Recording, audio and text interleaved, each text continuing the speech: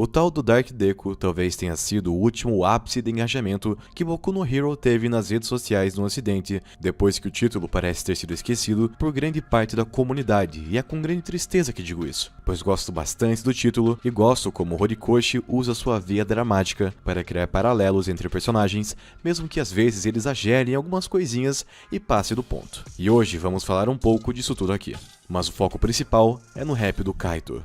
Escuridão. E já adianto pra vocês que, como o assunto de hoje é herói e vilão, lugares trocados e afins, tem muito a ver com toda a temática de Tokyo Ghoul, e nosso próximo vídeo vai ser sobre algum personagem dessa obra. Então vou fazer bastante paralelos entre as obras, mas não darei nenhum spoiler aqui que possa estragar a experiência de vocês assistindo Tokyo Ghoul. Agora, de Boku no Hero, já não faço a mesma promessa, já que o próprio rap do Kaito nos conta bastante coisa. Mas falando em spoiler, já que eu já dei spoiler pra vocês no nosso próximo vídeo, já deixo aqui o desafio. Será que vocês sabem de qual personagem será nossa próxima análise e de qual rap? Deixa aqui nos comentários e depois a gente vê se você acertou. E claro, não esqueça de nos agraciar com seu joinha e de ativar o sininho para não perder o próximo vídeo, que vai estar aquela maravilhosidade que vocês já conhecem. E bora pro vídeo. Bem e mal, herói e vilão, luz e escuridão.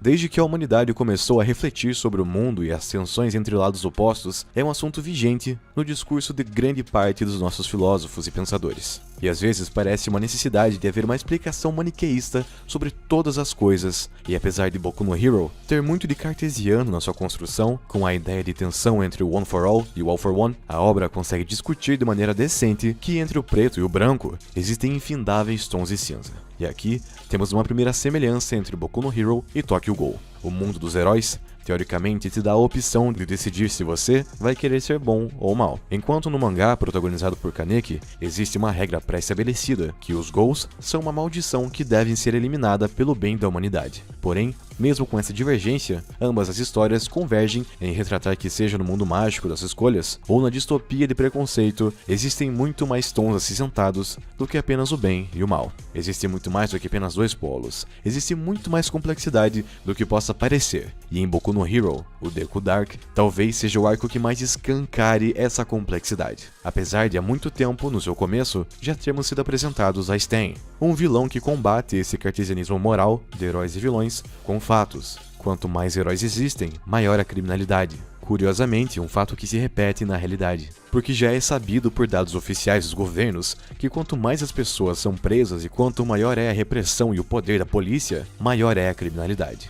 O aumento da repressão e das prisões, que na teoria deveria ser o combate à criminalidade, tem seu efeito reverso e faz com que os crimes aumentem cada vez mais. Um dado curioso, não? Vale a pena pensar mais sobre. Porém, voltamos ao vídeo. Stain é um dos paralelos mais importantes que temos nesse arco, porque o papel que Deku assume ao decidir se virar sozinho e não botar a sua vida e de seus amigos em risco por sua culpa, já que ele é o alvo do One for All e não os outros, é muito semelhante ao papel de Stan, um justiceiro solitário que luta pelo que acha certo, lutando para evitar que perigos maiores acometam seus chegados e, acima de tudo, lutando não por um lado ou pelo outro, lutando pelo bem daqueles que estão no centro do campo de batalha, lutando pela população que sofre com os tiros trocados, lutando por quem não tem nada a ver com essa treta de heróis e vilões e acabam perdendo a vida no meio de tantas batalhas e toda a destruição causada por essa luta interminável. Deku faz isso em um mundo às avessas do que o protegido por Stan, mas o objetivo deles é o mesmo. Se Stan assassina heróis para controlar a taxa de criminalidade, assim como Midoriya, ele acredita que suas ações vão melhorar a vida da população, dos civis, porque com menos criminalidade, menos pessoas vão perder a vida nesse campo de guerra sem fim, e gosto muito como Horikoshi faz esse paralelo, com toda a sua carga dramática habitual, e esse é basicamente o assunto que Kaito retrata em seu segundo verso, com o adendo do Deku sendo enganado pelo All for One. Comecei pelo segundo verso porque queria muito falar do Stan, que é um personagem muito bom, que tem uma relevância muito grande na explicação desse mundo que antes que ele aparecesse, parecia mágico por seus heróis, mas que assim que ele apareceu, tudo parece digno de indagações. Em versões feitas, vamos para o primeiro verso, que foi onde decidi fazer os paralelos com Tokyo Ghoul, já que é aqui que Deku e Kaneki se parecem cada vez mais. Ambos que iniciam a história fracos e consideravelmente solitários, ganham poderes que não conseguem controlar 100%, e por isso precisam de apoio ou de proteção, e ao serem ajudados, conhecem o poder dos laços, conhecem a magia de se relacionarem com as pessoas, de criarem afetividade e vínculos, e ficam fortes por causa desses vínculos. Porém, Quando seus poderes se tornam grandes demais e eles percebem que seus amigos estão ameaçados pelo mundo, a única coisa que lhes vem à mente é voltar para a solidão. Voltar a se isolar e ficarem cada vez mais fortes para protegerem aqueles que amam, mesmo que para isso precisem abandoná-los. E nesse isolamento, praticamente se esquecem que o que realmente os torna fortes são seus laços, e não essa necessidade desumana de carregar o mundo nas costas para proteger a todos. O primeiro verso também nos permite um outro paralelo entre mundos, mas dessa vez vou ter que pegar emprestado outro universo. Naruto. Não sei se é neura minha, mas vejo muita semelhança entre as obras de Horikoshi e Kishimoto, tanto nos acertos, como o exame Chunin e a prova de admissão na UA, quanto nos erros pontuais de parecer que em algum momento ambos se perdem na dramatização da obra e acabam perdendo um pouco do controle de onde querem chegar e tudo fica parecendo não tão bom quanto poderia. No caso em questão, quero falar sobre Shigaraki, que é, na minha humilde opinião, o Obito de Boku no Hero. Ambos são representações do próprio protagonista e do caminho que eles poderiam tomar se as coisas acontecessem um pouquinho diferente nas suas vidas. Obito e Naruto são extremamente parecidos e acabam em situações opostas em Naruto, assim como Midori e Tomura possuem suas personalidades parecidas, porém um âmbito familiar completamente oposto, e seus tutores sendo rivais na batalha eterna entre o bem e o mal. Fazem com que Shigakira e Deku assumam um papel de adversários finais no mundo de Boku no Hero. E não à toa, a fase Dark do protagonista se inicia ao ter contato com as memórias do vilão, e Kaito representa isso muito bem no rap, iniciando com a decisão de Deku em salvar Tenko Shimura, de salvar seu semelhante, que trilhou um caminho oposto pelas infelicidades e injustiças habituais da vida. Eu gosto muito desses paralelos e acredito que sejam dois dos maiores acertos tanto de Kishimoto quanto de Horikoshi, porque é onde podemos olhar para a história e pensar quanto de bem existe, quanto de mal existe e quanto dessas duas coisas passam a existir devido às eventualidades da vida de cada personagem. Afinal, bem e mal existem ou são só palavras para colocar alguém em uma caixinha e não ter que lidar com a sua história. E aqui também acho que os dois autores convergem em errar, porque Horikoshi aposta na ideia do One for All ser a própria manifestação da ideia de bem e All for One o contrário, enquanto Kishimoto joga no lixo todos os anos de construção da sua obra, tirando todos os méritos do Naruto e da administração da aldeia de Hiruzen para criar o personagem de uma maneira melhor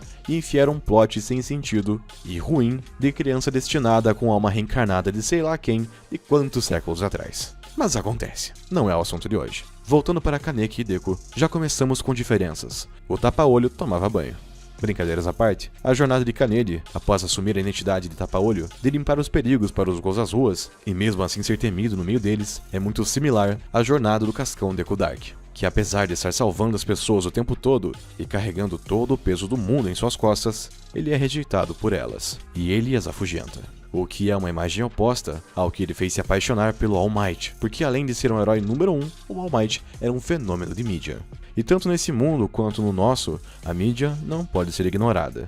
Por isso, a decisão de Deku em se tornar um justiceiro solitário é um tiro no pé. Porque no mundo caótico, dominado por vilões, as pessoas podem sim precisar de alguém que as defenda. Porém, além de proteção, a população precisa da mensagem, precisa de alguém que diga com um sorriso no rosto que está ali. A mensagem, o texto, tem um poder inimaginável, porque uma sociedade pode evoluir até o ponto que sua esperança pode sonhar. Se o sonho é roubado do povo, a evolução entra em risco, e é isso que Deku não consegue perceber em seu isolamento. Porque mais do que proteção, as pessoas necessitam de esperança, precisam acreditar em dias melhores. E como justiceiro Sugismundo, ele não pode fazer isso, por mais que se esforce. E o último paralelo entre Deku e Kaneki, o rap de Kaito, se dá pelos seus amigos sendo petulantes e o salvando mesmo ele não querendo ser salvo, e depois de reestabelecida essa união, eles percebendo que talvez a união faça força.